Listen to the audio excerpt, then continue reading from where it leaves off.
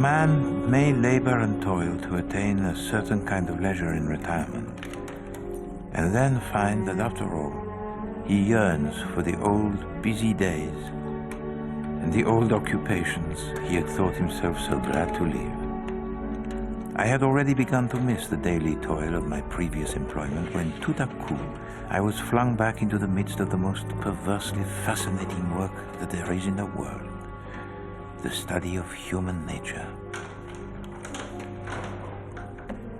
A journal came into my possession in which a murderer had taken the trouble to record for posterity the thoughts that had accompanied a crime most dastardly.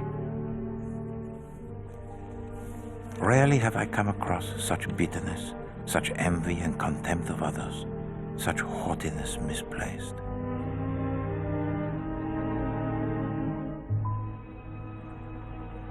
Our village, King's Abbot, is, I imagine, very much like any other English village. A chilly, medieval church stands at the top of a single street of stone-built cottages. At the bottom of the street, a bridge crosses a stream where the snotty-nosed offspring of the poor perfect the most advanced skill they will ever possess. Although to the casual observer, King's Abbot is a friendly place, everything is not as it seems. Just scratch the surface, and you will find more jealousies and rivalries than ancient Rome. Sorry to trouble you, Doctor. Parker, I'm calling next door. Mr. Poirot's taken to the factory. There's no My little book is about the murder of Roger Ackroyd, the events leading up to it, the subsequent numbskull investigation, and the final revelation, to you alone, dear reader, of the guilty party.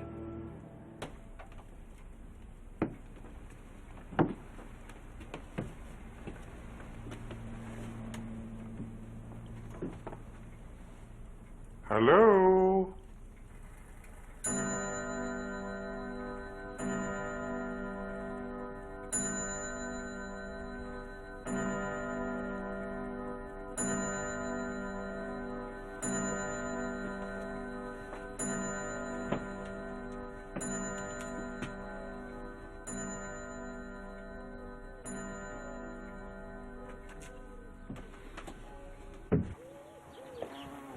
Now I give up on you. You shall torment me no longer. I will kill you!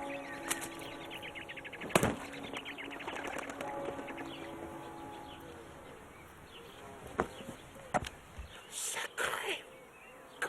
My dear doctor, I beg of you 1,000 pardons. But these vegetable marrows, they have driven me to the edges of barbarity. Please to forgive me. I am ashamed I prostrate myself. What's the trouble, Poirot? Oh, you know, Doctor, it is my desire to grow a vegetable marrow of the proportions gigantesque. And you have seen how I nurse her. Each day I give to her water. Each day I weed around her with my very best tweezers. And when those little flowers of hers, they show themselves, I remove them all. But one, so that her strength it may be conserved. Does she appreciate this cosseting? No. She grows to the size that is merely conventional. Then she rests upon her laurels. You mustn't upset yourself, Poirot. No, you are correct. But you can figure it to yourself, James. When one retires, one hurls oneself into new pursuits. Oh, pardon, Monsieur Parker. What can I do for you? I've come to take you to the factory, sir. But it is just struck 10 o'clock. My appointment was not until 11. Yes, but Mr. Ackroyd hoped you wouldn't mind it being earlier. He's got a bit of a busy day. Our only captain of industry is the Bulgarian Mr. Roger Ackroyd.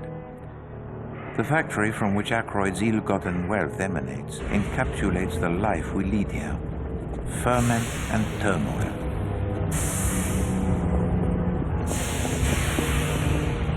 Have you got a penny, Poirot? Wait.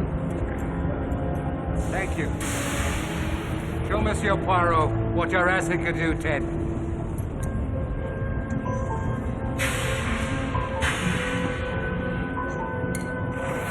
It is here that he lines his pockets by combining unlikely chemicals to make unnecessary products, while befouling the very air we breathe. He likes to think of himself as a scientist. I'm afraid the noise was a bit too much for you, Poirot. Not at all. I envy you, mon ami. Who would have thought those experiments at the back of your little shop would have led to this? Your country house but a mile or two away, and yet here we have the challenges and triumphs of great industry.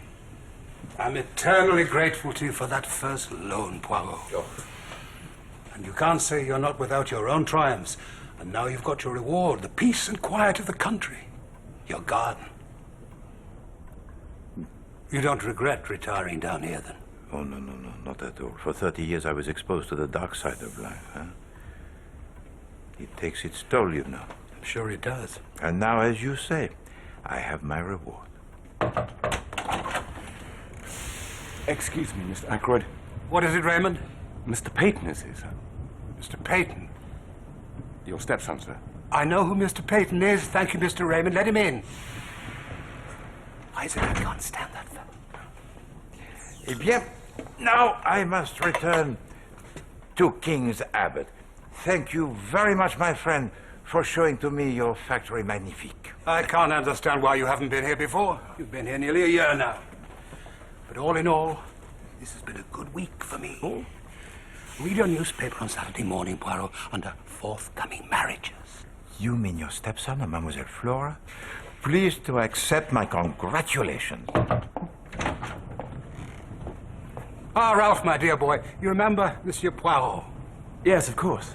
How are you, Mr. Poirot? I am well, thank you. I regret I am on the point of departure. I'll get Parker to run you home. See to it, Raymond, will you? Merci. Au revoir. Goodbye.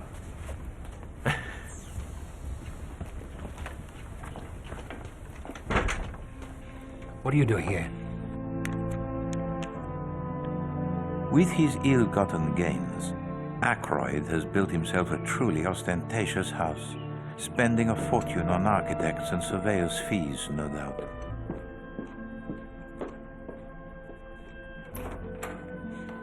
He lives there with the former wife of his deceased brother, Mrs. Vera Ackroyd, and her daughter, Flora, vultures eagerly awaiting his demise. Shall I pour, Mrs. Ackroyd? Yes. Oh, tea, wonderful. Hello, Ursula. Shall I pour for you too, Miss Flora? Yes, thank you. Isn't this exciting? Tea? No, you goose, the forthcoming announcement. And not before it's time, either. Oh, I'm sorry, I'll get a cloth. I really don't know where Roger finds these girls. Have you spoken to Ralph? No, Mummy, he's in London. You'd think he might telephone on the occasion of his engagement. I came down last night. I'm staying at the White Hart. Look, Father. What's wrong with Fernley Park all of a sudden? Well, there's nothing wrong with Fernley Park. Look, I heard you were going to announce the engagement. Flora's all for it. Well, yes, perhaps she is. You've been putting it off and putting it off for 3 months now, nearly. Well, I've been trying to find a job, Father. I always told your late mother that I would look after you as if you were my own son. I know, but... No buts. Wait. Didn't I say I did not want to be disturbed? Mrs. Ferrers is on the telephone, sir. Oh.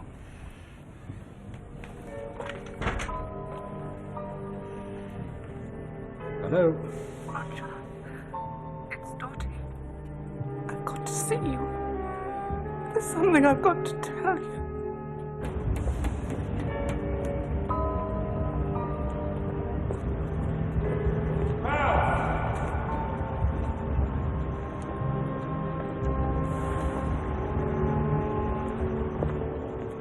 I'll try to come round late this afternoon. All right, I'll definitely come round late this afternoon. I'll be there. The highly strung and unpredictable Dorothy Ferrars is something of an enigma to the villagers.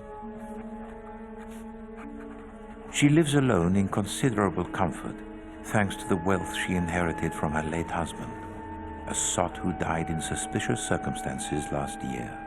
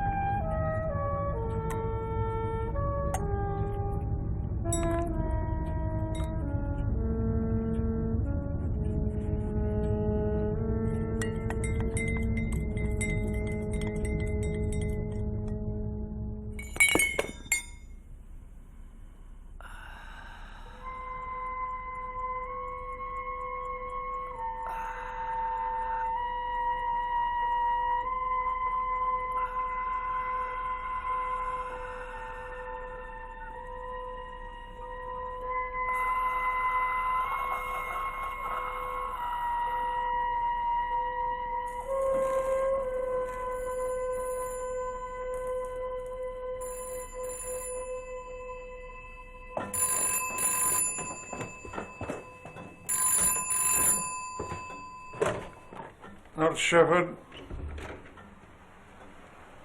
Oh. In 10 minutes.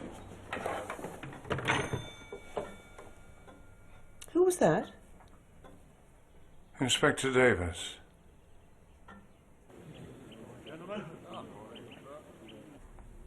Now, tell me, Mary, my girl, why'd you come to wake us so early? Friday was her morning to go riding. She liked to be out of the house before 6 o'clock. All right, Mary, thank you. Go and get yourself a cup of tea, eh?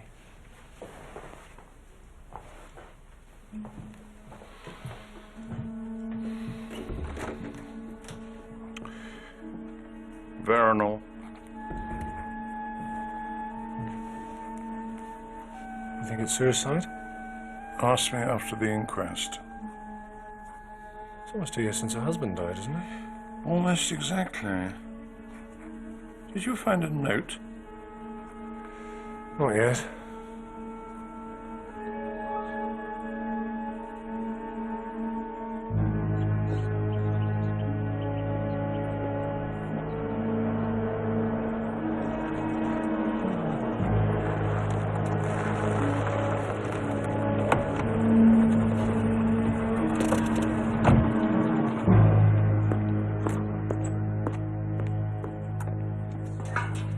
Shepherd, I want to talk to you. You've heard about Mrs. Ferrers? Yes, I only saw her yesterday afternoon. Come to Fernley Park tonight. 7:30.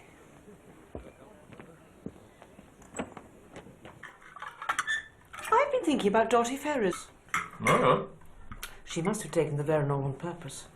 Remorse. Remorse? You never would listen to me last year when I told you how she'd poisoned that awful husband of hers. This proves it.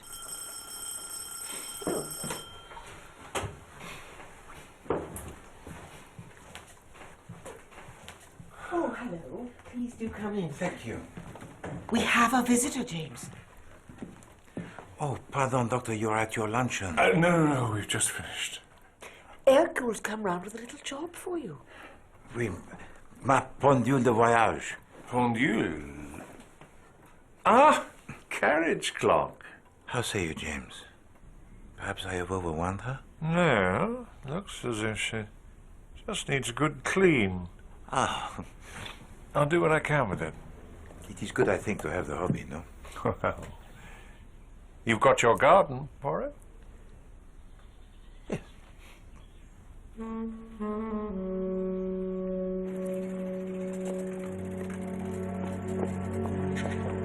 Morning. Just a little more time. You've got to be patient. Oh, for heaven's sake. My dear girl, it's quite on the cards. The old fellow cut me off with a shilling. Of course he won't. He's been pretty fed up with me the last few years. A little more would do it. And we need the dibs. I'll be a very rich man when the old fellow pops off, so we don't want him to go altering his will.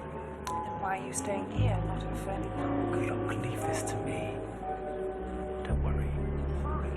It's all very well for you. You'll feel more comfortable in a day or two, I'm sure. Thank you, Doctor. James, oh, I am sorry. Goodbye.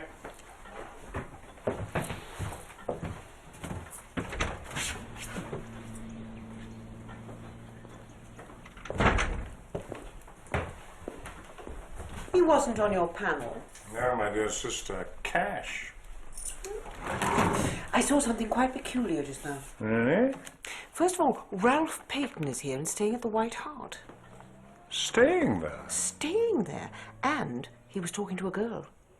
I couldn't quite see who she was. Presumably it was Flora, but that doesn't make any sense. Mind you, makes even less sense if it wasn't.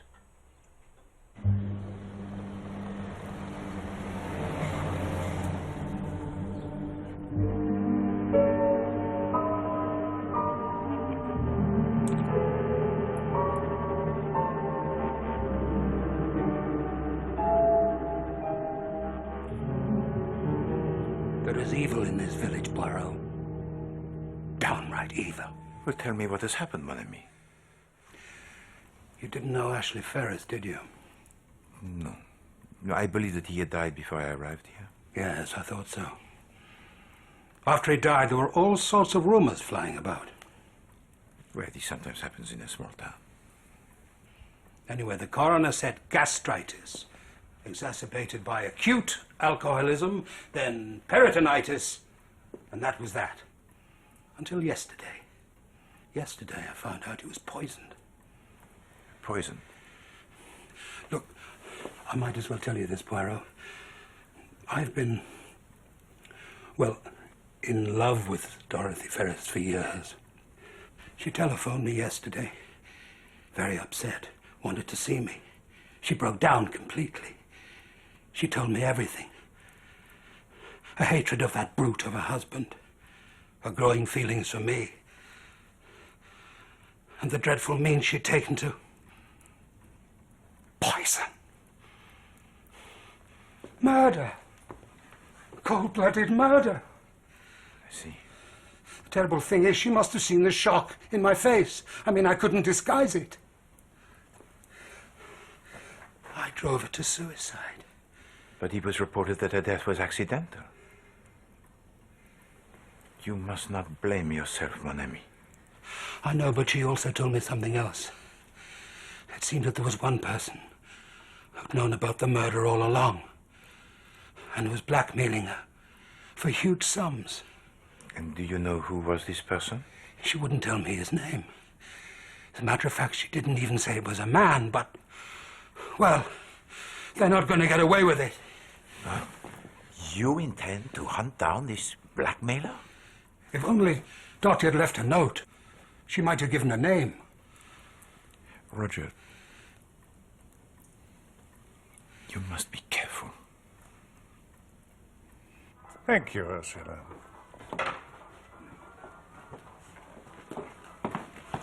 Ah, Shepherd. Good evening. Good evening. Evening, Poirot. Good evening, James. I'm just seeing Monsieur Poirot out. Go on into the sitting room, will you? Thank you.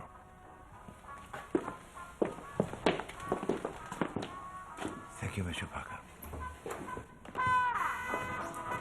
Ah, Hello, Dr. Shepherd. I didn't know you were coming this evening. You know you've got to congratulate me. indeed. Look, I'm going to marry Ralph. I know you'll both be very happy, Flora. Oh, we've been engaged for 3 months now, but it's going to be announced officially tomorrow. Why, Dr. Shepherd? Good evening, Mrs. Ackroyd. Is it true about poor Mrs. Ferris? She died last night, yes. Did she... Was it suicide? We don't know yet. Poor woman. Oh, well.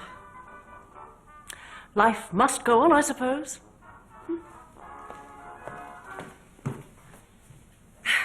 I wish you'd tell me about these antique things, Dr. Shepherd.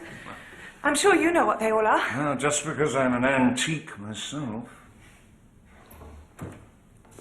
Ah, Shepherd. There you are. Look, you're staying to dinner, aren't you? We can talk later?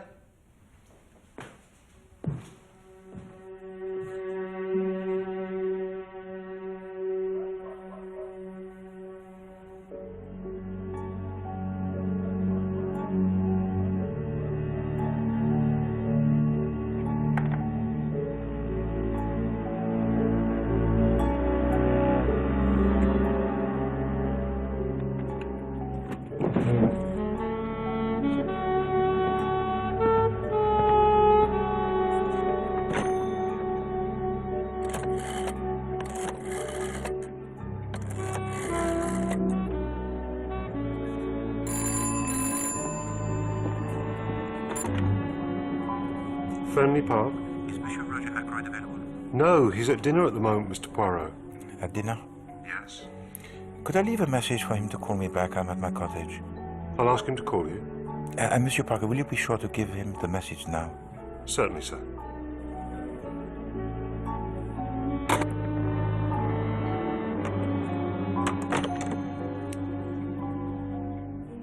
So I said, just because you're breaking eggs, it doesn't mean that you're making an omelette. My late husband detested omelettes. Mr. Poirot telephoned, sir. I told him you were at dinner. Thank you, Parker. I'll phone him later. My late husband disliked anything even remotely to do with chickens.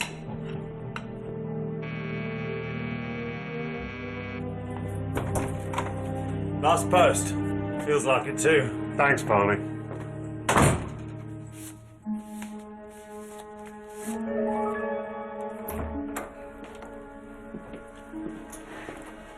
Evening post, sir. Put the other letters on the table, Parker, thank you. Yes, sir.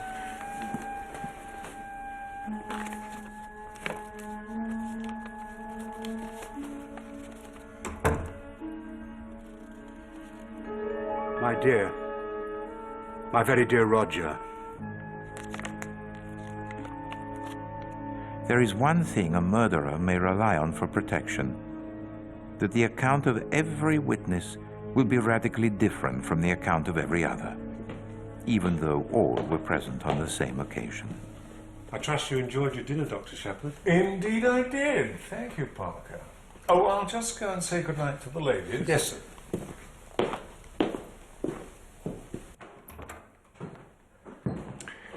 Good night, ladies. Oh, do you have to go, Doctor? Unfortunately, I do. Good night. And once again, congratulations, Flora. Oh, thank you, Dr. Shepherd.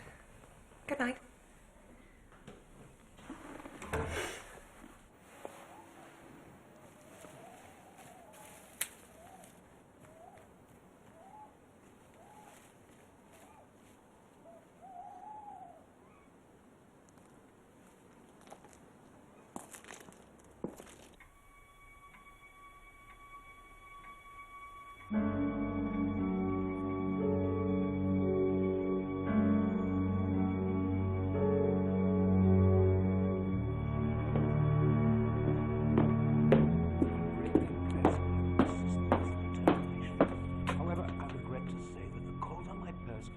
So frequent of late that it is impossible for me to exceed your request. As you'll appreciate, I get many such requests, and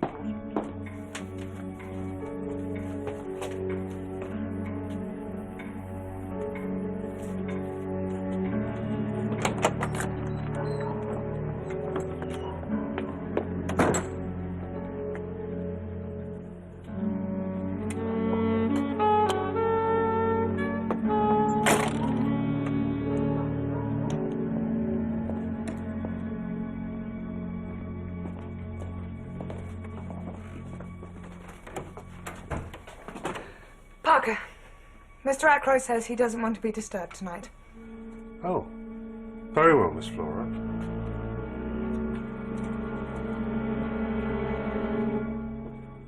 Well, it didn't sound like a very interesting evening, I must say. Didn't you hear anything about Ralph, even? Well, yes. I heard he got officially engaged to Flora at last. Then what was that I heard him saying to her this afternoon? At the White Hart? Who can say, my dear? Oh, no. Why do people always choose bedtime to get ill? Not Shepherd. What? What? Yeah, I'll come at once. What is it? What is it, James? It's Parker from Fernley. They've just found Roger Ackroyd murdered.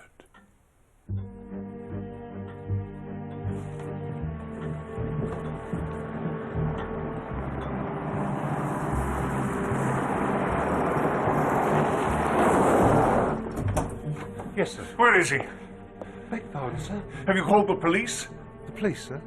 What's the matter with you, Parker? If your master has been found murdered. Murdered, sir? Didn't you telephone me 5 minutes ago and tell me Mr. Ackroyd had been found murdered? No, indeed, sir. I wouldn't dream. Do you mean to say it's all a hoax? Oh, well, thank God. Though I should like to strangle whoever the joker is. I can just check if you like, sir, see if everything's all right. No, there's no point in that. Let me just go and see, sir. Where's everybody else? The ladies have gone to bed, sir. I believe Mr. Raymond is still up. Seems to be locked. Perhaps he's gone up to bed. I've never known him to lock this door before. Key's in the lock on the other side.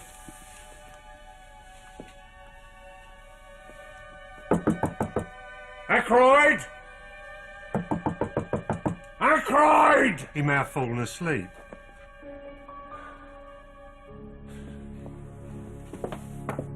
I'm sorry, Parker. Dr. Shepherd, sir! Out of the way! No, the fewer people disturb this room, the better.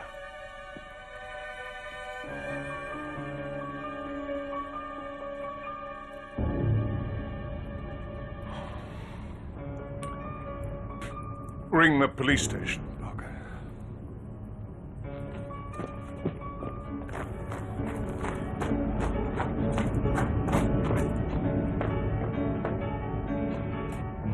Yes, right away. Mr. Ackroyd's been murdered. What did you say? It's Mr. Ackroyd, sir. He's dead. In the study. God.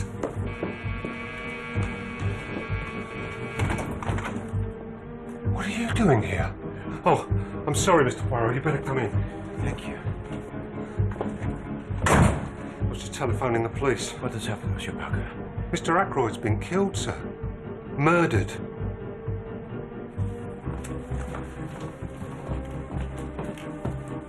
Who would do such a terrible thing? Oh, Poirot, thank God. Nobody's been in here.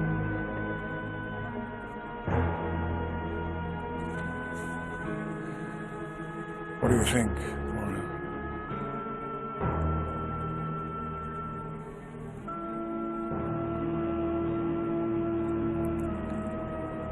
I have failed, my friend.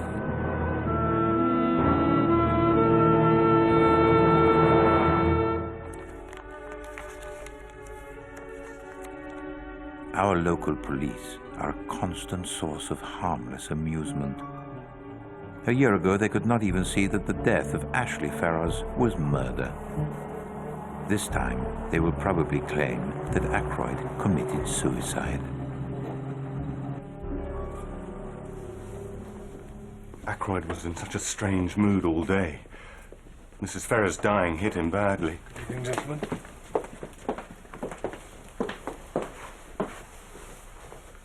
Has this been moved at all? I ascertained that life was extinct, nothing more. Who found the body? The butler, Parker, and myself. I'd been here to dinner, but I was back at home when I got a telephone call from Parker telling me Mr. Ackroyd had been murdered. So Parker had already found the body? No, sir. I didn't make any phone call, sir. Wait a minute. Dr. Shepherd says... I didn't phone, sir. I swear I didn't. Did it sound like Parker's voice on the telephone? I can't say I noticed. I took it for granted, you see. How odd. Anyway, you came in here. Broke the door down. It was locked from the inside. Has anyone checked the window?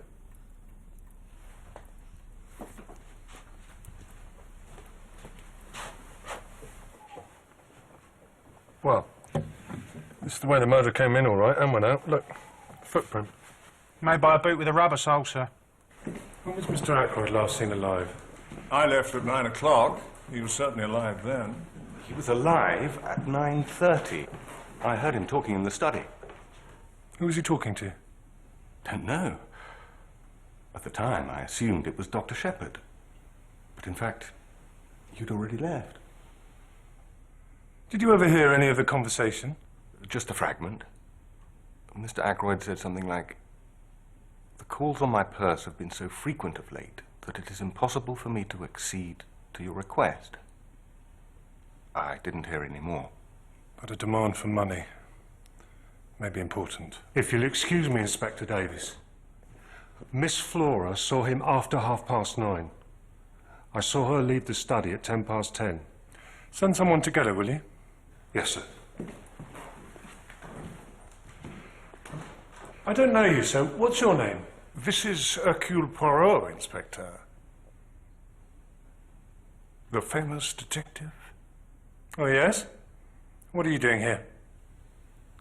Monsieur Ackroyd was a friend of mine, Inspector. I was with him earlier this evening. When was the last time you saw Mr. Ackroyd alive? We said goodbye at 7:36. I then went home. What are you doing here now? Monsieur Ackroyd was in a mood of great upset. I was worried about him, and I made my return. Thank you, sir. I have to say this. Mr. Ralph Peyton is down here from London. He came to the factory to see Mr. Ackroyd. They had words. What about? I don't really know. Something to do with Mr. Ackroyd's will, I think. Oh,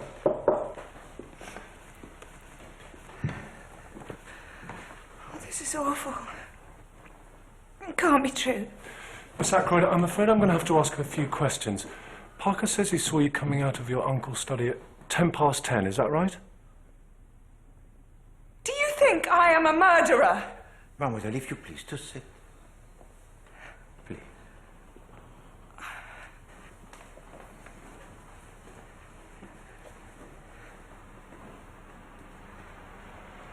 We're just trying to place everyone in the house. Find out what they've seen or heard. All right.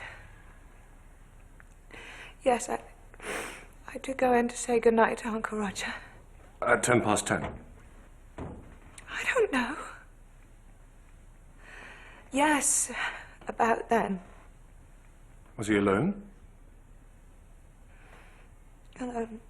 Yes. Did you notice if the window was open or shut? I don't know. I didn't look. Well, the curtains were drawn anyway. Oh, God.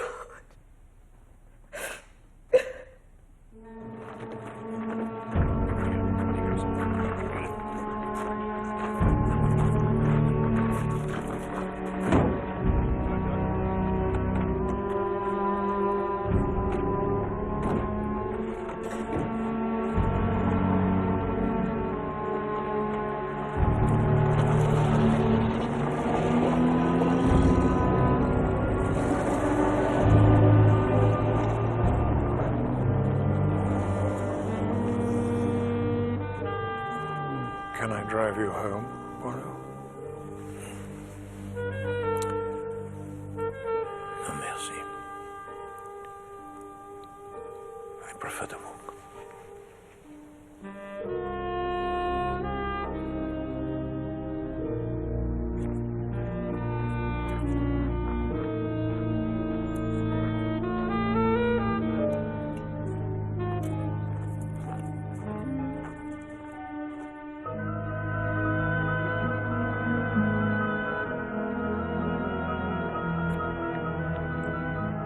From now on, the deception began in earnest. You could scarcely move for people protesting how innocent they were or pointing the finger of guilt at someone else. There was so much smoke, you could hardly see across the high street. Such larks.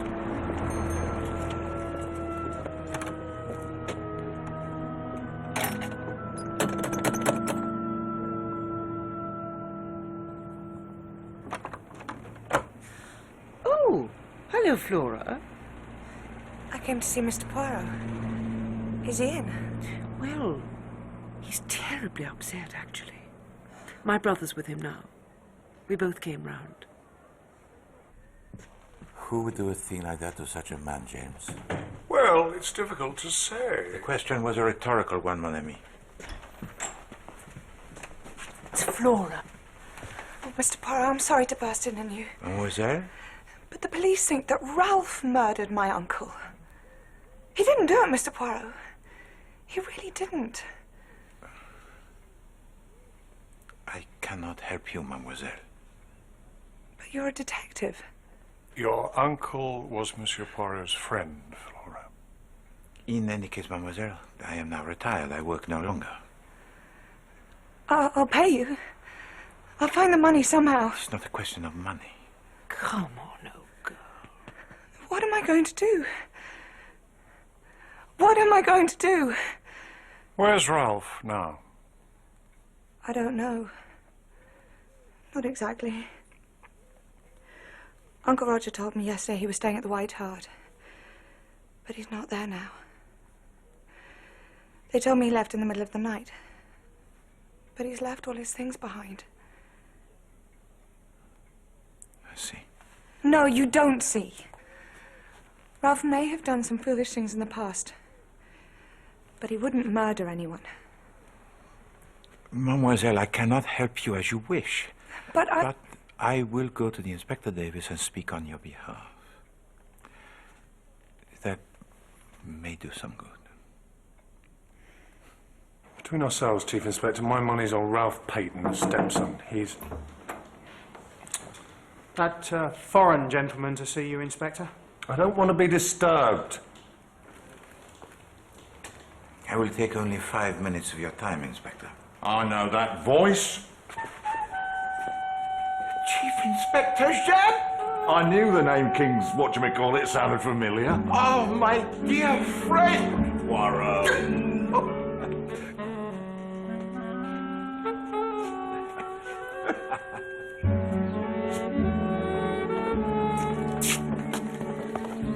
There was I thinking you'd retired, and I come down here and find you mixed up in murders and all sorts. No, Chief Inspector. I am not, as you say, all mixed up.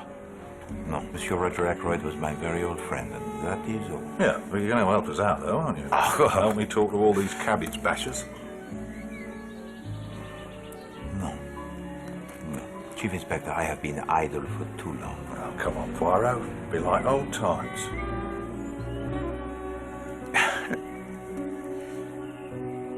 Very well.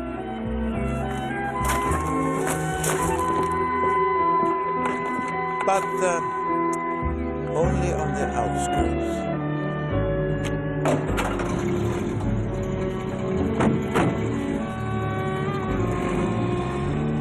Inspector Davis, Mademoiselle Ackroyd tells me you suspect most strongly Ralph Payton. It's either him or the butler. What have we got against Payton? Well, first, he left the White Hart last night and hasn't been seen since. Secondly, it said he's in serious financial difficulties and will probably profit from the will. And thirdly, it said he had a row with a victim. Sounds pretty fruity. Perhaps a little too fruity, mon ami. We'll see about that.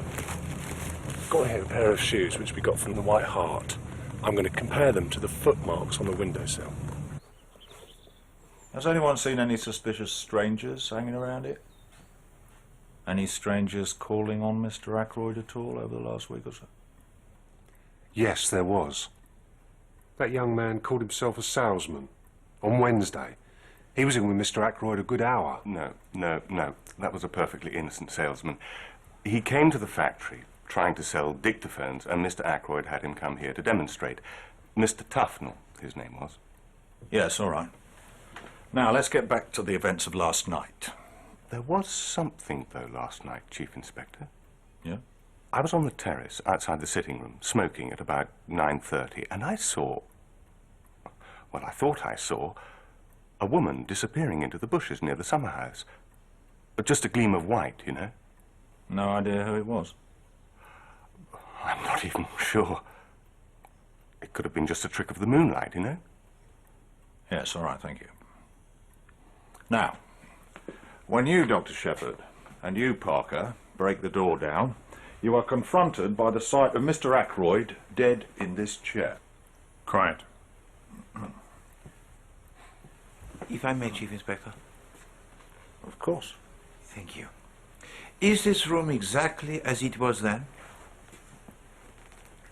The curtains were drawn, sir. And the electric light was on. Bon. Anything else? Yes, that chair was drawn out a little more. Bon. Show me.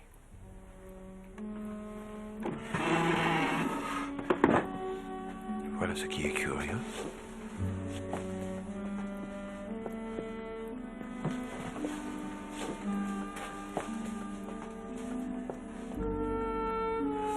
How say you, Chief Inspector?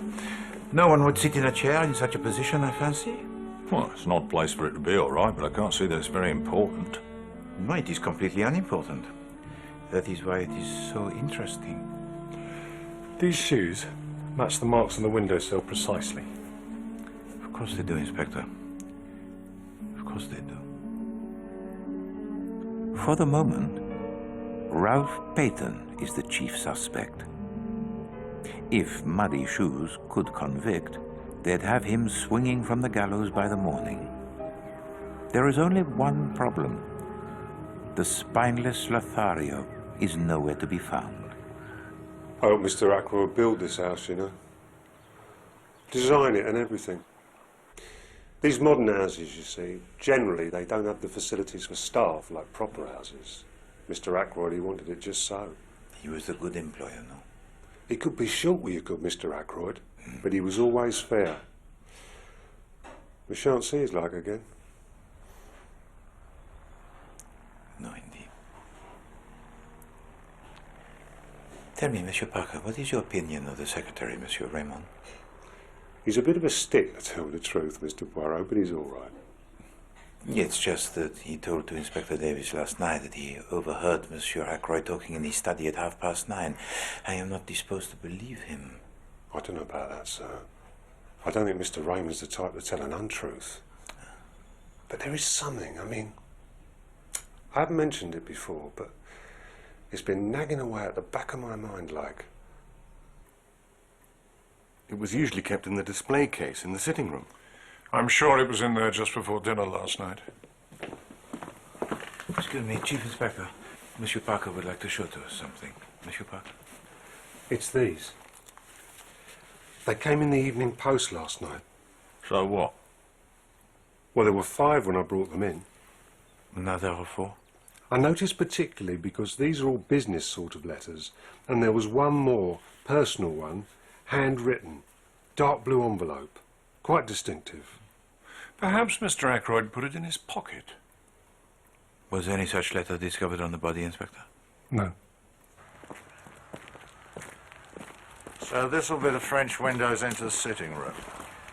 Yes, Chief Inspector, inside of which was the case that contained the murderous weapon conveniently within reach.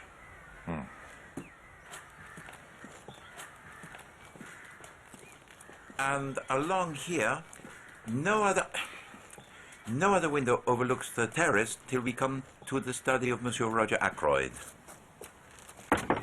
Chief Inspector, just had a call from the GPO. They've traced that telephone call that Dr. Shepherd got. It was logged at 10:15 last night from a public telephone box at King's Abbot Railway Station. And at 10:23 the night mail leaves for Liverpool. Well, why should the murderer telephone at all? There seems no rhyme, no reason to it. Oh, there was a reason, Chief Inspector, of that you can be sure. And when we know it, we will know everything.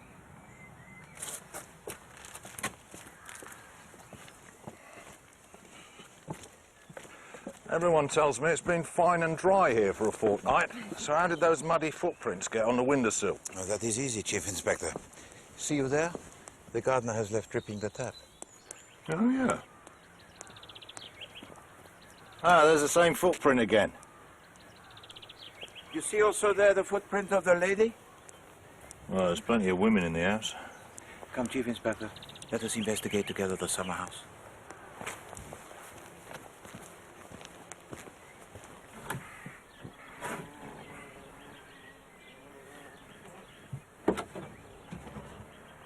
My Emily wanted one of these, but it didn't seem quite right in Isleworth.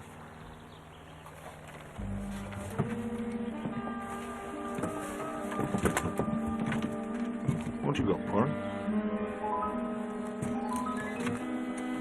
Oh, it's a bit of cloth from a handkerchief or something. Perhaps.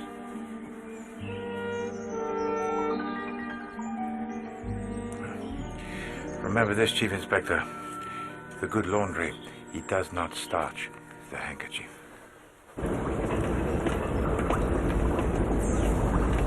The organization, it is in disorder today?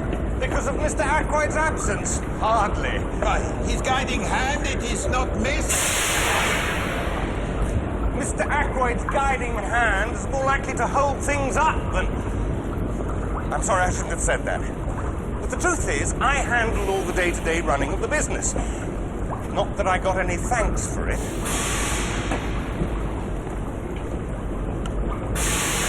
Sundry creditors, £403, 7 shillings and 4 pence. Mr. Hammond is Mr. Ackroyd's personal lawyer as well as acting for the company. I'm Detective Chief Inspector Japp of Scotland Yard, and this is Hercule Poirot. Private detective. We need to know what's in Mr. Ackroyd's will. I see. But I shall be coming down to the house later on anyway for the reading. So much to do. Oh, so much to do whenever... Yes, what's in the will? Well, the will consists of a series of legacies and bequests. Such as? Well, there's £500 to his secretary, Mr. Geoffrey Raymond. And then Mrs. Vera Ackroyd receives the income from £10,000 worth of shares during her lifetime, while her daughter, Flora Ackroyd, inherits £20,000 outright. And the majority of the estate? The residue, including Fernley Park and the shares in Ackroyd Chemicals, to his adopted son, Mr. Ralph Peyton. Tell me, the estate of Monsieur Roger Ackroyd, it was very large? Oh, yes, indeed. Mr. Peyton will be a very wealthy young man. Merci. Tell me, Chief Inspector, the station master at King's Abbot, was he of any help? Not a lot, I'm afraid. Nobody remembers anybody using the phone box. But about that time, they got the London train coming in on one platform and the Liverpool train on the other, so...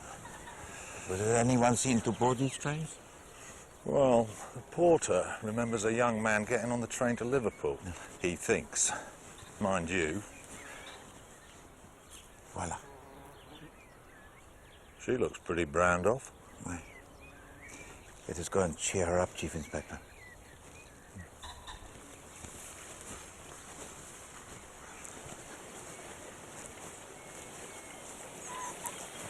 Bonjour, Mademoiselle Ackroyd. Oh, you startled me. There's something I've been meaning to ask you, Miss Ackroyd. Did you go anywhere near the summer house on the night of the murder? Summer house? No. Only someone, a lady, was seen in its vicinity. Well, it wasn't me. This would have been about 9:30.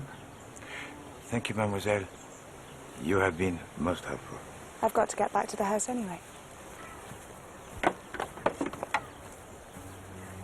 I was just getting started with her. Very likely. Is she out of sight, Chief Inspector? Yeah. What are you doing, Poirot? Poirot?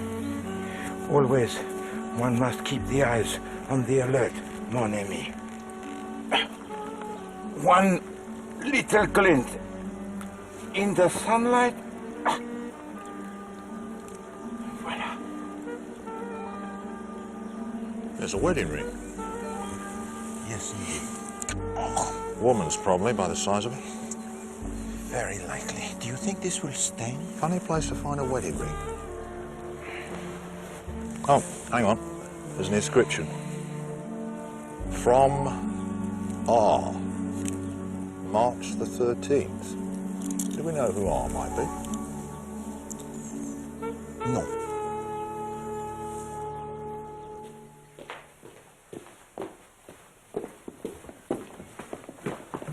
Ah, Mr. Raymond. Not now, Chief Inspector.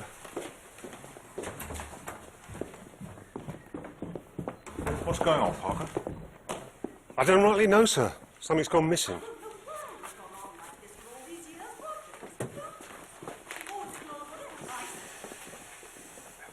I have never thought the staff at Fernley Park were quite trustworthy. What happens, madame? Some money is missing. Stolen? We don't know that. £40, Monsieur Poirot, from poor Roger's bedroom. Mr. Hammond is down from London to read the will. He asked Raymond if there was cash in the house. It has to be included in the estate, of course. When Raymond went to get it from Mr. Ackroyd's bedroom, it was gone. I have never thought the staff here were trustworthy. Come, Mrs. Ackroyd. Right, who's the current suspect? The parlour-maid, Ursula. She was given her notice yesterday. Doubtless she thought she'd leave with a little unearned bonus. You are Ursula Bourne? Yes, sir. I understand you're leaving. Yes. Why is that? I disarranged some papers on Mr. Ackroyd's desk. He was very angry about it and said I had better leave. Let me tell you, my girl, a considerable amount of money, £40, is missing from this drawer. Well, if you think I took it and that is why Mr. Ackroyd dismissed me, well, then you're wrong. Well, it seems... If you please, Inspector.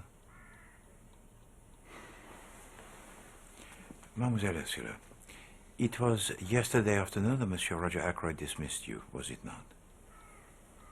How long did it last, this interview? Interview? The interview between you and Monsieur Ackroyd in the study.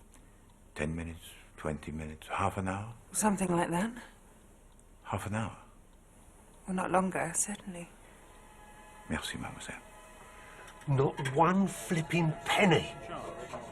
6 years I worked for that bastard. Not one flipping penny. Well, that's what they're like, isn't it? Well, who do you think's got the last laugh? Who knows all the little family secrets, eh?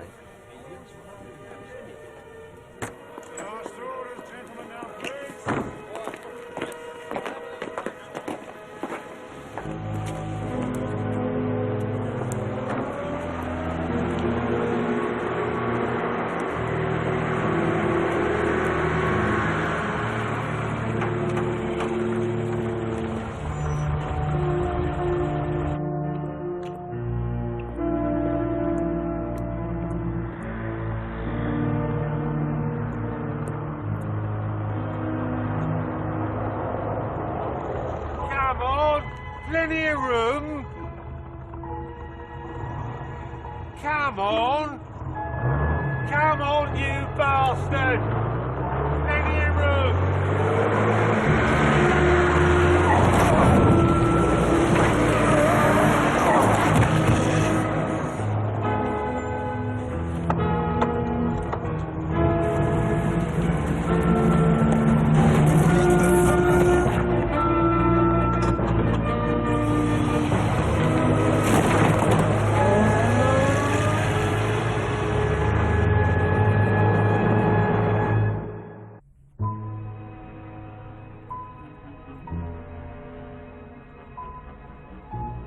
First, Roger Ackroyd brutally stabbed in his study.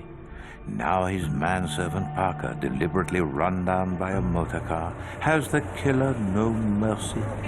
No conception of the difficulty of finding good servants? Our dud detectives continue to run around in circles. Why would anyone want to kill the butler? Perhaps he was going to reveal to us something. But tell me, Chief Inspector, what did you think of the story told to us by the parlour maid? What story? The story of her dismissal. To dismiss a servant, does it take half an hour? Well, that was in the afternoon, wasn't it? That can't have anything to do with the murder. I am not sure. Perhaps in time the scrap of cambric that I found will tell us. You're doing what you always do, Poirot. What is that, Chief Inspector? Confusing me. Just when I think I'm getting a grip on a case. Yeah, tell to me, Chief Inspector. What is your grip? Well, you've got to be logical, you see, Poirot. Oui, bien sûr. All right. Now, what have we got? The last person to see Roger Ackroyd alive was Dr. Shepherd, who left him at 9 o'clock. No, you forget Mademoiselle Flora Ackroyd, who went in to say goodnight to him at 10 minutes after 10. Oh. Do not disquiet yourself, Chief Inspector. I do not believe her. Please, do continue. Oh, but why would she? Anyway, then Raymond heard Ackroyd talking to somebody at 9:30. Ralph Payton disappeared from his lodgings on the night of the murder, and nobody's seen him since. The person Ackroyd was talking to was asking for money. Ralph Payton was always in financial trouble, and he's the chief beneficiary of the victim's will. Ralph Payton had a row with the victim. Ralph Payton's footprints are all over the windowsill. So who is the murderer, do you think, Chief Inspector? Very amusing, Poirot. Look, if Payton were innocent, he'd come forward, wouldn't he? Mais oui, that is a theory, that.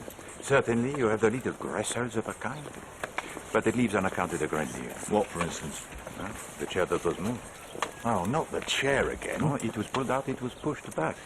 Perhaps the murderer was afraid that one day Monsieur Parker would realize of its significance. I'm trying to deal in facts here, Poirot. But the chair is a fact, mon ami.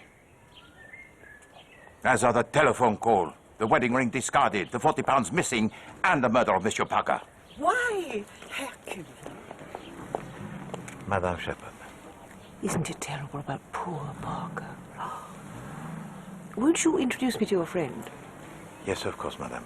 The sister of Dr. Shepherd, Chief Inspector Japp of Scotland Yard. I thought it must be. How exciting. How do you do?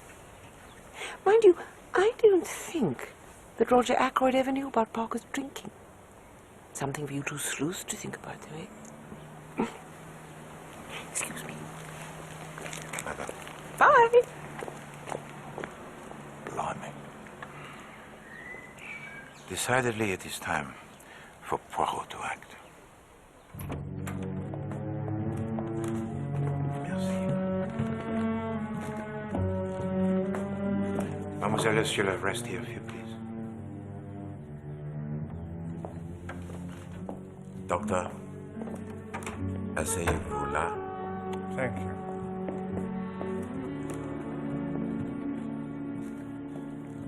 To begin with, I make a special plea to you, mademoiselle.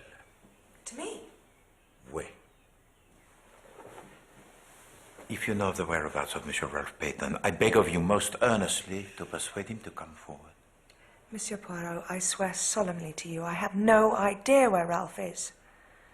I have neither seen him nor heard of him on the day of the murder or since. Bien! That is that! Now you others, all of you, were friends and intimates of Mr. Ralph Peyton. If you know where the missing man he is hiding, speak out. I beg of you, speak out. Monsieur et Mesdames, I mean to arrive at the truth. I mean to know, and I shall know. In spite of you all.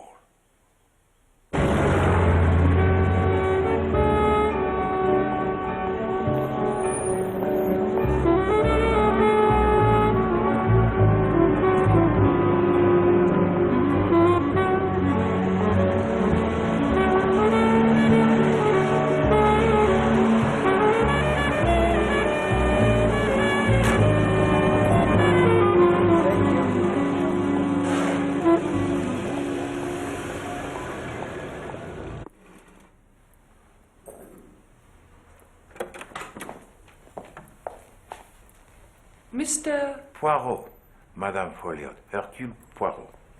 Ah! 1,000 apologies, Madame, for calling on you like this. Not at all. I have seen the references that you were good enough to provide for a former parlourmaid of yours, a Mademoiselle Ursula Bond. Yes? And it was just over a year ago since she left you, I understand. Yes. Yes, it was. That's quite right. I was wondering if there was anything more you can tell me about her. For example, she comes from where? Her family... I don't know at all. I see. Then who was her employer before she came to you? I really don't remember. Is it necessary to ask all these questions? Oh, no. No, not at all, madame. Pardon. I did not think you would object to answering.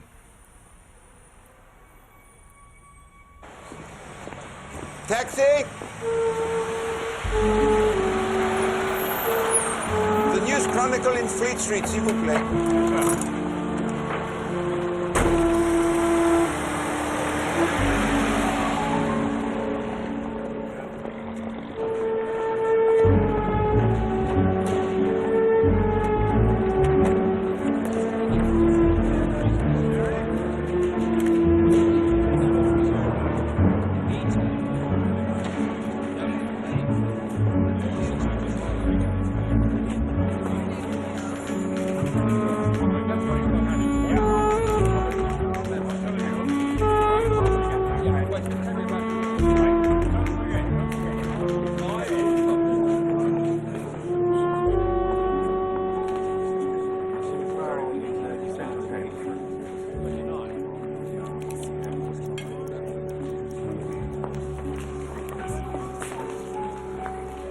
All right. Put your watch away. Now, the lateness, it distresses me.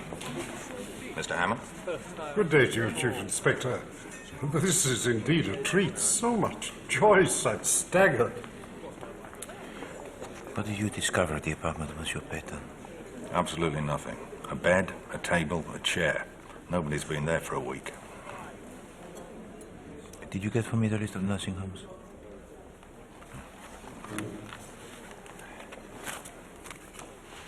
Merci. There's nothing I can eat here, Poirot. It's all macaroni this, raviolo that. Haven't they got any meat? Spaghetti bolognese has meat. I don't like spaghetti. Now then, Mr. Hammond, we're going to need your help. As well as acting for Mr. Roger Ackroyd, you were also Mrs. Dorothy Ferrars' solicitor, we understand? That is correct. All her affairs pass through our hands.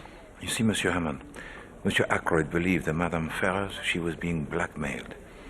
And it is possible that this blackmail and the murder of Roger Ackroyd, they might be connected. Blackmail, eh? You are surprised? No. No, it explains a great many things. During the past year, Mrs. Ferrars sold certain securities, but the money was paid into her account and not reinvested. I've always imagined that the money was being paid to some woman who had a claim on the late Mr. Ferrars. And what was the amount of this selling? In all, I should say the sums involved totaled at least £20,000. £20,000? I could retire tomorrow and go and live in the south of France. No. You would not approve of the food, Chief Inspector. Well, none of our merry band of suspects shows any sign of having come into that kind of money. Ah, look, Poirot, there's your old flat. Who lives there now?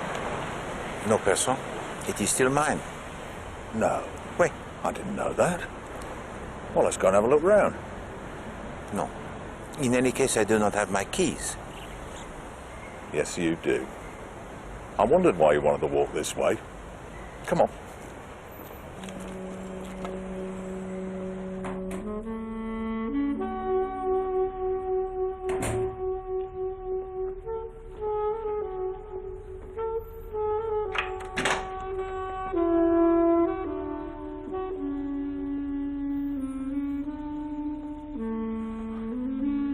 Home sweet home, eh, Poirot? But it is full of ghosts. Lively ones too, some of them.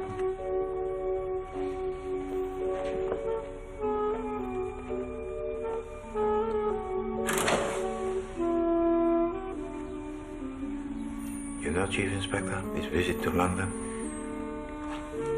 it disturbs me.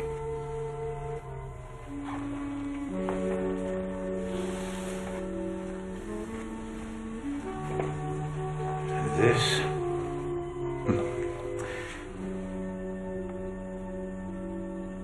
Even worse. You were never meant to be a country bumpkin, Poirot. No, Chief Inspector. You must not say such things. The life in the country, it is good for me. I have the fresh air, I have my garden. The quiet. You should never have retired. I said so at the time, if you remember. One cannot postpone the inevitable forever, Chief Inspector. In this case, it is full of postponements. Is it? Oh, oui, bien sûr. Monsieur Roger Ackroyd and Madame Ferrars, they postponed the announcement of their betrothal. Monsieur Ralph Peyton and Mademoiselle Flora, the same. Well, I don't see where that gets us. We'll see. But one must permit oneself to muse.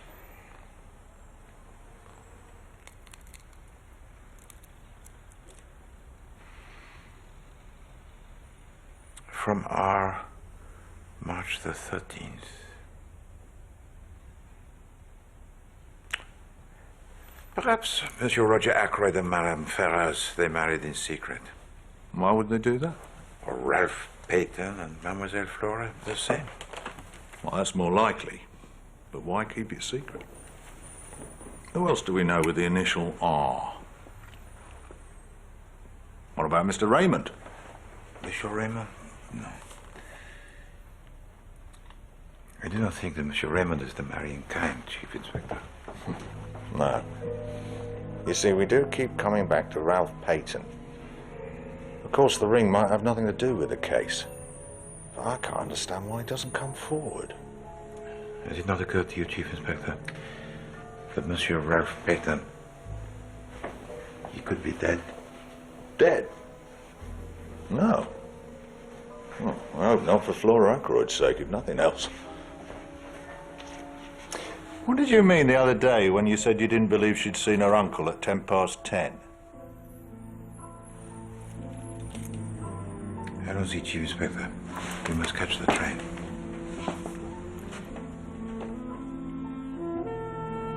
I have also the need to escape from these ghosts.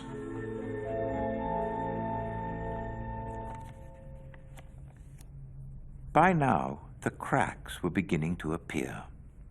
There are, I am ashamed to say, certain darknesses of the heart of which even I was not aware. Who would have thought Miss Goody Two-Shoes Flora Ackroyd capable of such naughtiness? Now, Monsieur Poirot has made a certain suggestion to me, Miss Ackroyd. He suggests that you weren't in the study at all last Friday night, and that you didn't see Mr. Ackroyd to say goodnight to. Parker saw me there. No, mademoiselle. Monsieur Parker said that he saw you coming out.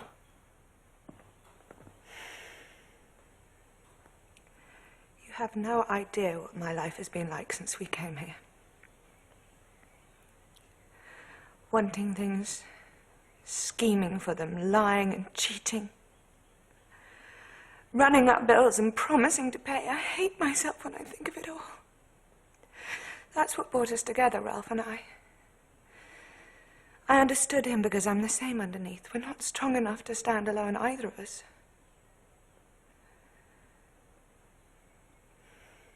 All right. I wasn't coming out of the study. I was in my uncle's room. I knew he always kept some cash in that drawer. I was on the stairs, coming down from Uncle Roger's bedroom, when I heard Parker crossing the hall.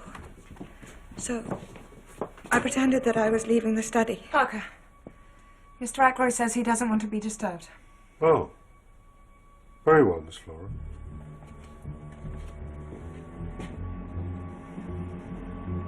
Mademoiselle.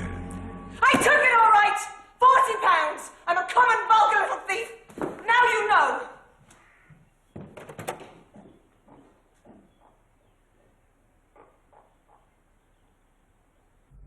Rule number 1 in King's Abbot: never believe what anyone tells you.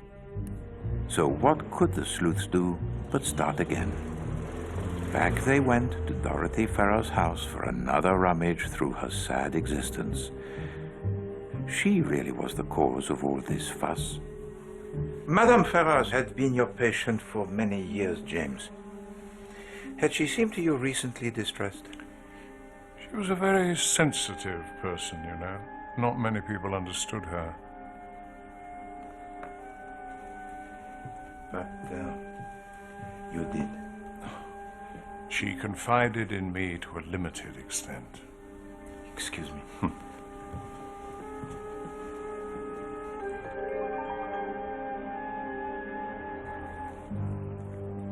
Madame Farrar, she wrote many letters? No, I don't think so. Her only relatives were in New Zealand.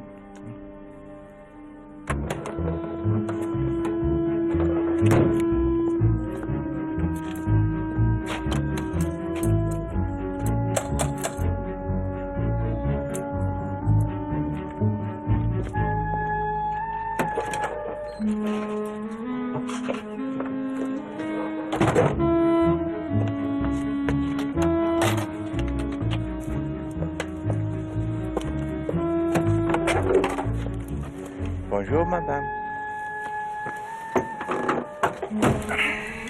Have you seen this? Good morning, Chief Inspector. What? Oh, good morning. Listen, the police have for some days been anxious to interview Mr. Ralph Payton, the adopted son of Mr. Roger Ackroyd, whose death occurred in suspicious circumstances last Friday. Mr. Payton has now been arrested in Liverpool, where he was on the point of embarking for America. Bon. Bon? What do you mean, bon? It's all rubbish. I've been on to Liverpool. They don't know anything about it. Oh, they would not, mon ami. It was me who persuaded the editor of that estimable newspaper to insert the item.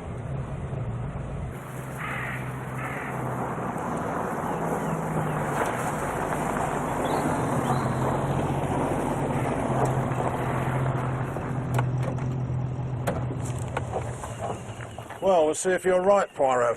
See if your newspaper article has flushed anybody out of the woodwork. Can woodwork be flushed, Chief Inspector? You know what I mean. Well, if they can be flushed, then this will have flushed them.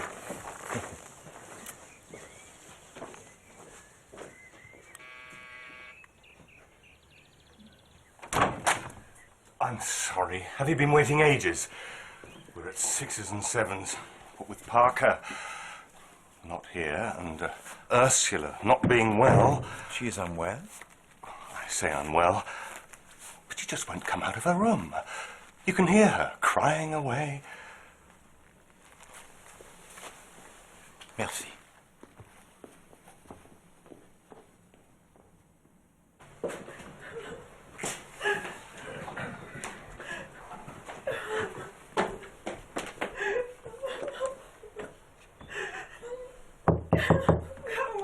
Can we have a word, Miss Bourne? Go away, I don't want to see you.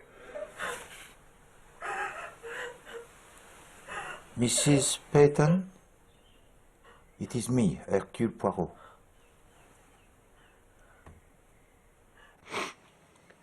There's no point in pretending anymore, is there? The paper says Ralph has been arrested. The truth is what we need, madame. Ralph didn't do it. In verity, I am inclined to agree with you, but the affair matches badly. Only the truth can save Monsieur Peyton now. So first, tell to us why you make this masquerade as the parlour maid. For a living. My father died 2 years ago, leaving nothing but debts. Debts and 5 daughters. My eldest sister was already married to a Captain Folliot. Well, I met your sister yesterday. There wasn't going to be a lady parlour maid. It was the real thing or nothing. And my sister would give me a reference. So you got a job here? Yes. Actually, I quite enjoyed the work. And I met Ralph. As soon as we met, we both felt the same. We wanted to get married. On the 13th of March. My ring. I thought I'd lost it forever. How? Where Please did you... continue, madame. Oh. Well, we got married, and then I came back here, and Ralph stayed in London looking for work. But then he decided that the only way to clear his debts was to ask Mr. Ackroyd for help. Still without disclosing to him your marriage. Yes. Mr. Ackroyd was furious, but he said he'd help if Ralph married Flora Ackroyd. And he agreed? Yes. But he did make the stipulation that it shouldn't be announced for a while. He didn't want me to hear about it. I bet he didn't. But then last Thursday, Mr. Ackroyd got impatient and said the engagement had to be announced that weekend. So Ralph had to tell me the mess he was in. It's quite on the cards the old man will cut me off with a shilling. I said I was going to see Mr. Ackroyd and tell him we were married. Ralph begged me not to, but what else was I to do? I was so furious with Ralph that on my way home I threw away my wedding ring. I regretted it almost as soon as I'd done it, but I thought Mr. Ackroyd might have been sympathetic, but he was awful. He said I'd tried to trap Ralph for his money. Already married? Anyway, I'd agreed to meet Ralph that evening in the summer house to tell him how it had gone. I met him at 9:30 and that was awful. You've ruined everything. I had every right. I'm your wife. You also tore your apron. I wondered where I'd done that. Anyway, I haven't heard or seen of Ralph since. And then I heard that Mr. Ackroyd had been murdered. Wait. Tell us, Madame Peyton, what hour was it that you parted from your husband in the summer house? I think I haven't gone over that again and again. I was with Ralph for 10 minutes, not longer. It was just 9:45 when I got back to the house.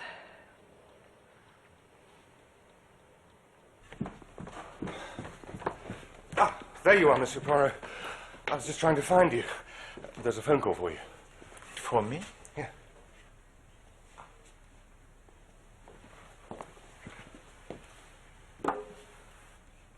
Poirot?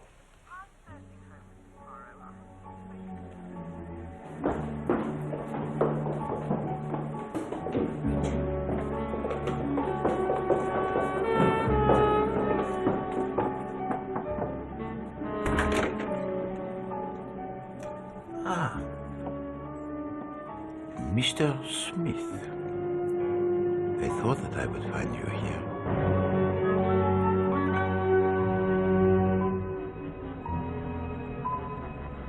So now will come the biggest test. We have all been summoned to a powwow, but I'm sure the police are still in the dark. If we all hold our nerve, they won't get any more secrets out of us. But there is always a weak link, isn't there? No, Caroline. I'm not going to pander to your mere inquisitiveness. Oh, come on, James. Don't be a meanie. No, Caroline. Poirot said just those people he named. Well, I'll just drive you up there then, that's all. Hercule won't mind. I don't have to come in.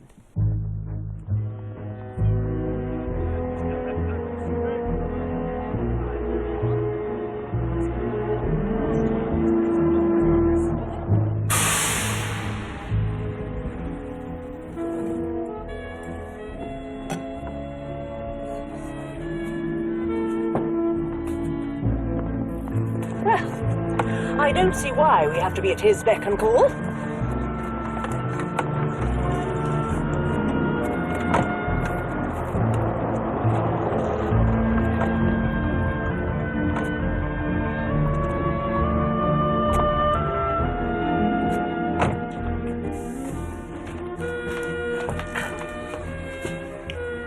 Ah, Chief Inspector, you are so kind. Please, to place it here. No. Voila. Observe. Ah, come in, please, all of you. It is so good of you to come. Please, entrez. Make yourselves comfortable. Monsieur Raymond, if you please, to remain. Me too. Oui. What's the great idea? Some scientific machine? Do we have electrodes on our knees to register guilty knocking? No, Monsieur Raymond. I am old-fashioned. I work only with my little chrysalis. Please to sit. Sorry. Ah, my dear good Dr. James, welcome to you. Please to sit.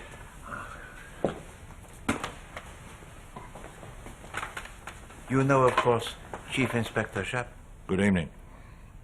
Bon. So, now let us begin. But first, I have an announcement to make. This young lady, Mademoiselle Ursula Bourne, is in reality Madame Ralph Peyton. Oh, yes. She married Ralph Peyton last March. Ralph? Married? How could he be? Oh, shut up, Mother. You and Ralph kept your secret very well. I'm very glad for you. Well, that's very kind. Ralph behaved so badly, especially to you. He was in a corner and took the only way out. I should have probably done the same myself in his place.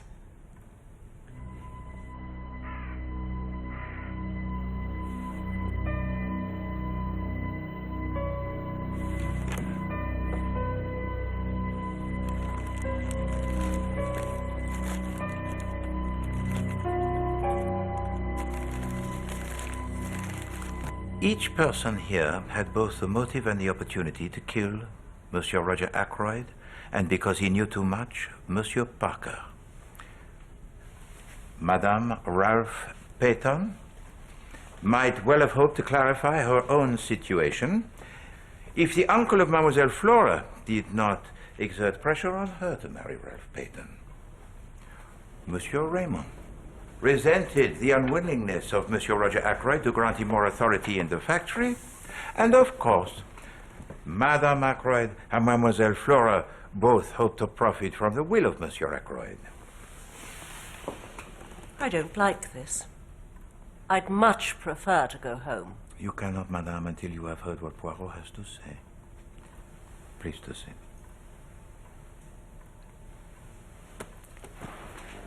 Merci, madame. The problem has always been one of time. We know that Monsieur Roger Ackroyd was alive at 9:30 because it was then that Monsieur Raymond overheard him talking. But with whom was he talking?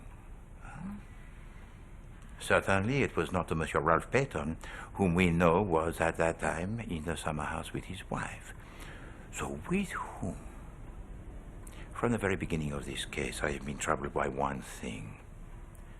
The nature of those words spoken by Monsieur Roger Ackroyd and overheard by Monsieur Raymond.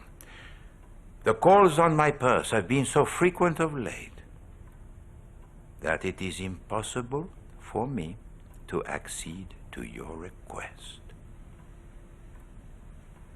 Eh bien, does nothing odd strike you about that?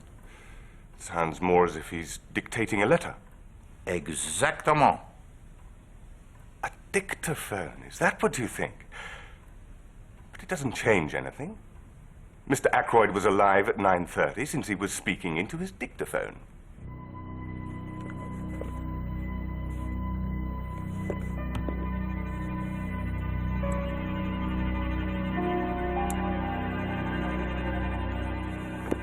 But always we come back to Monsieur Ralph Peyton. As I have said, we know that he was in the summer house with Madame Peyton, but then suddenly, poof, he disappears. Where? He has fled the country, perhaps? Or perhaps he has become the third victim of our murderer. No.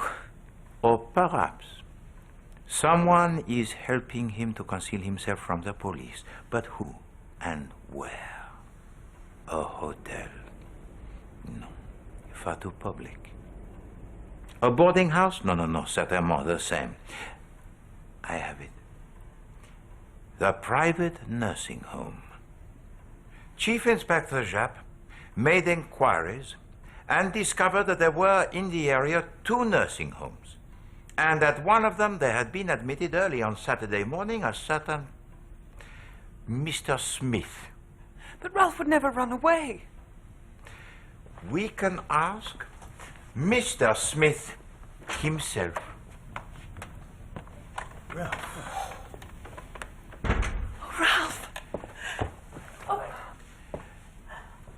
But I ask myself, I wonder who it is who gave authority to the nursing home for the admission of Monsieur Ralph Peyton. Poirot. Mea culpa. As soon as I heard that Ralph was back in King's Abbot and staying at the White Hart, I knew something must be wrong. I went to see him that afternoon. Eventually, he told me about his marriage and the hole he was in. There didn't seem to be anything I could do to help at the time, but that night, when the murder was discovered, I knew that suspicion would fall on him, or if not on him, on the girl he loved. And the thought of his possibly having to give evidence that might incriminate his wife. My dear James, have I not told to you 36 times? It is impossible to conceal anything from Hercule Poirot.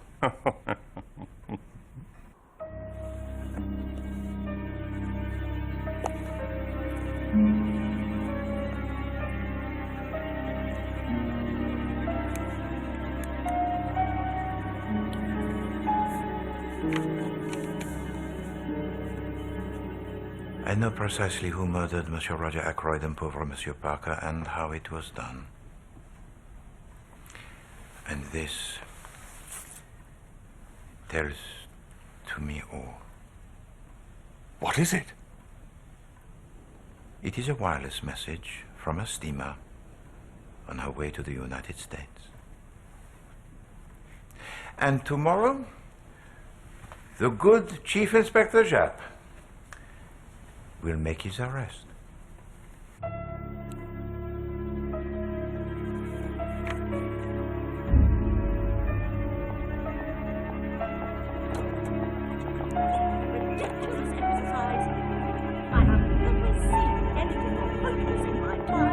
That wretched little man, really.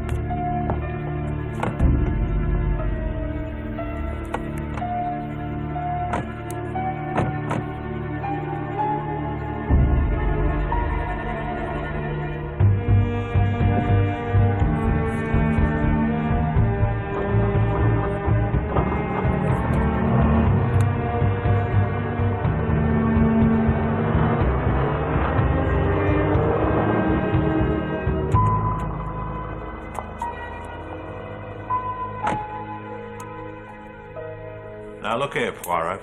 If you really know who committed this murder. Both of the murders, Chief Inspector. Yes, I do.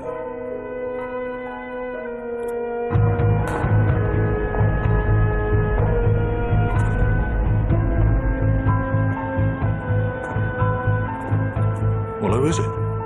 Can you tell us? Poirot shall not make things easy for you. You, Chief Inspector, with your career of detection, both long and distinguished, you have your theories, I know, and you, my dear James. Maybe you have been involved in the case from the beginning, n'est-ce pas? You know intimately all of the people involved, as only the good country doctor can. But before I reveal my secret, you must both expound your theories to me. And let us commence with you, James. Me? Oh, no. I can't show myself up in front of the professionals. I got so fed up with waiting in the car. Are you going to be much longer, James? No, maybe I ought to call it a day. No, my dear James, Madame, your brother was just going to tell us his theories about the murderer. Please, do come and sit. Yes. Yes, of course. Merci. So, James, tell us, what sort of man or woman are we looking for? Woman? Well, I hardly think it could be a woman. And this man, was he also, do you think, the blackmailer? Oh, I think he probably had some sort of financial arrangement with Mrs. Ferrers, yes. Somehow, certainly, he became aware of the true cause of Ashley Ferrers' death. He could even be a detective.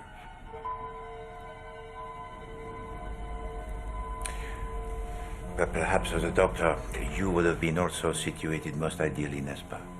Oh, ideally. But the important moment in this case is not the murder of Ashley Ferrers, but the suicide of his widow. Her motives remain unclear, but for whatever reason, she decided to end her life. Now, this must have placed our murderer in something of a quandary. He knew about her rather distasteful affair with Roger Ackroyd. His difficulty was in knowing whether, before she died, she had confided in him the identity of the man with whom she had the financial arrangement. You mean the blackmailer? This was hardly some common blackmailer, Chief Inspector. He probably saw Roger Ackroyd somewhere about this time, and something in Ackroyd's manner made him wonder. And in that moment, he decided he could not take a chance. He was certainly capable of constructing some sort of device to turn a dictaphone on and off at any time he chose. I don't imagine he left the choice of weapon as much to chance as it would appear. I believe he had a weapon with him already. When it occurred to him that the dagger, which was actually on display at the scene of the crime, would cast the net of suspicion even wider. He was all ready to perform the killing when he had confirmation of his deepest fear. Mrs. Ferrers had indeed confided in Ackroyd, but not in person. She had written him a letter, and Ackroyd opened that letter in his presence and started to read it. My dear, my very dear Roger, I would not tell you the name this afternoon, but I propose to write it to you now. I'm sorry, but I must read this on my own. At least tell me the name of the man. No, I must read it on my own. Very well.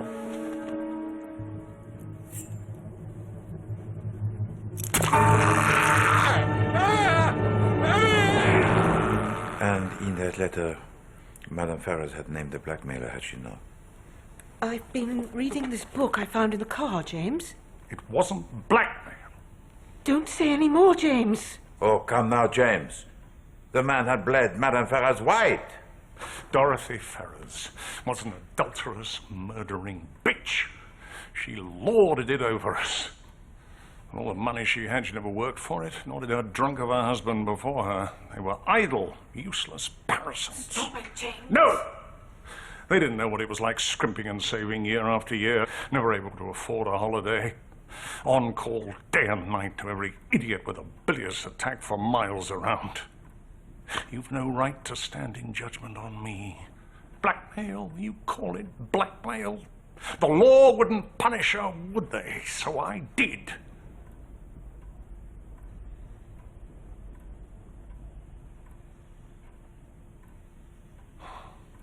Well, there you are. I've done your work for you.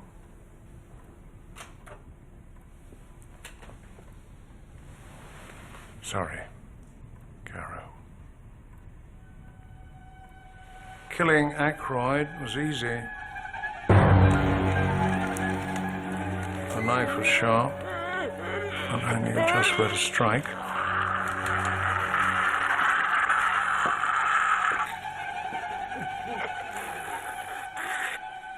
And for the rest, I simply had to follow my plan.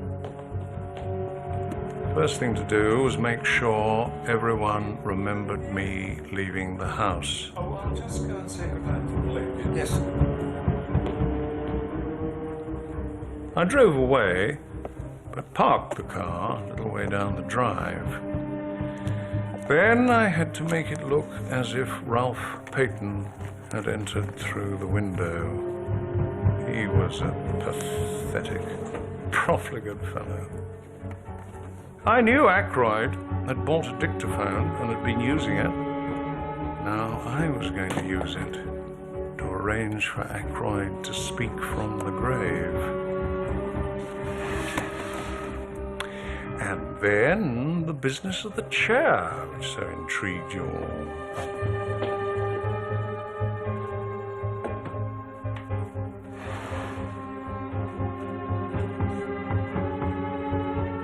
I had left Ralph Peyton's muddy shoe outside when I entered through the window. Now, as I made my escape, I was able to use it to make a footprint on the sill.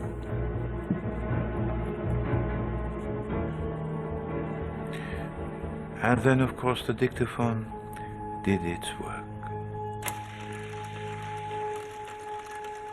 I'm greatly impressed by your persistence and determination.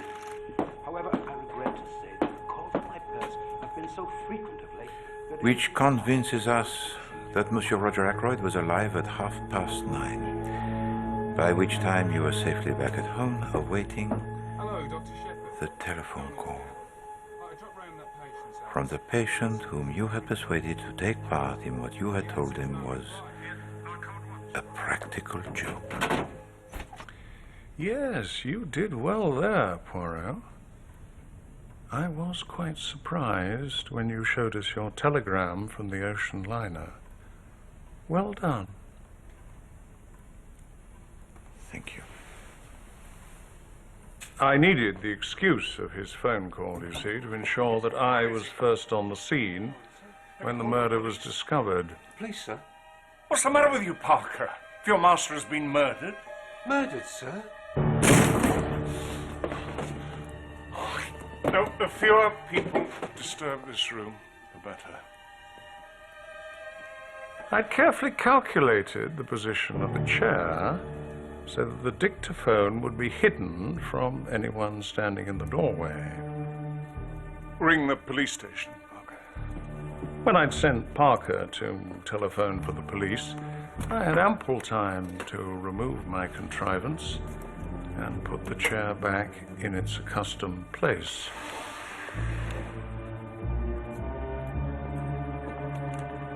Finally, I had to tell Ralph Peyton of his uncle's murder, persuade him that he was in danger, and get him to accompany me to the nursing home. Why did you kill Parker? Parker was too observant. He remembered that he'd brought in 5 letters, not 4, and that one of them was handwritten on dark blue paper. He knew he hadn't moved the chair. How long would it be before he realized I had? No. I couldn't take that chance. James, your journal.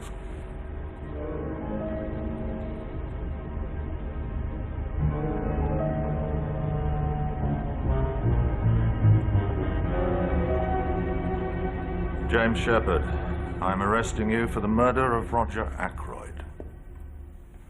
Of course you are, Chief Inspector. James, no. This is foolish. Don't move, either of you.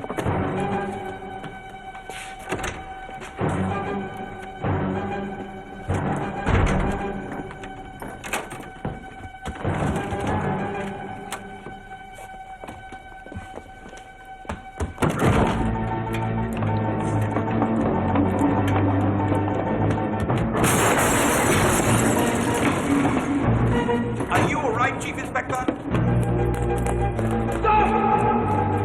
Come on, Poirot.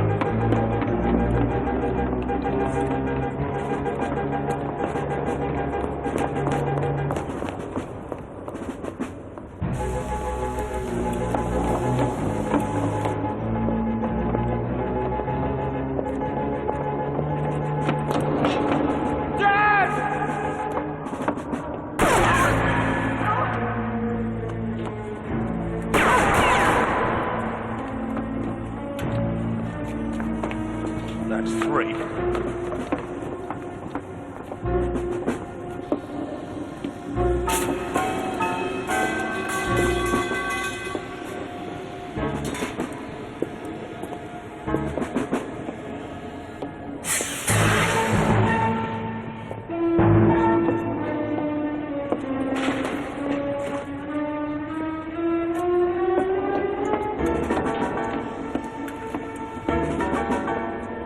Get back, Poirot!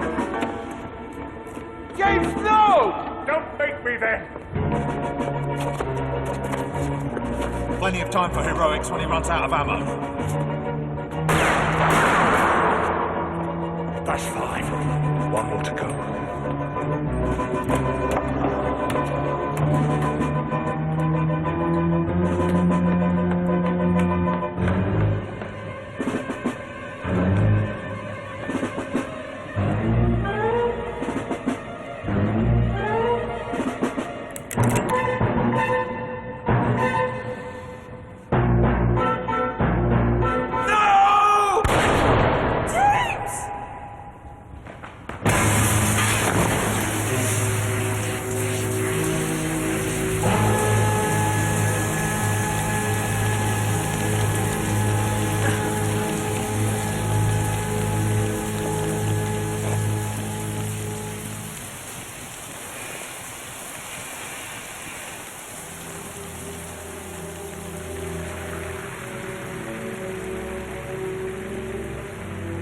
For the sake of the sister of Dr. Shepherd, the true stories of these murders most dreadful must for the moment remain a secret.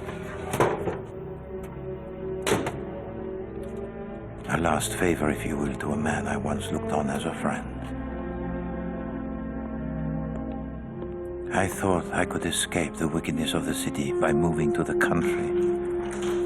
The fields that are green, the singing of the birds, the faces smiling and friendly. The fields that are green are the secret burial places of the victims of murders most hideous. The birds sing only briefly before some idiot in tweeds shoots them. And the faces all smiling and friendly. What do they conceal?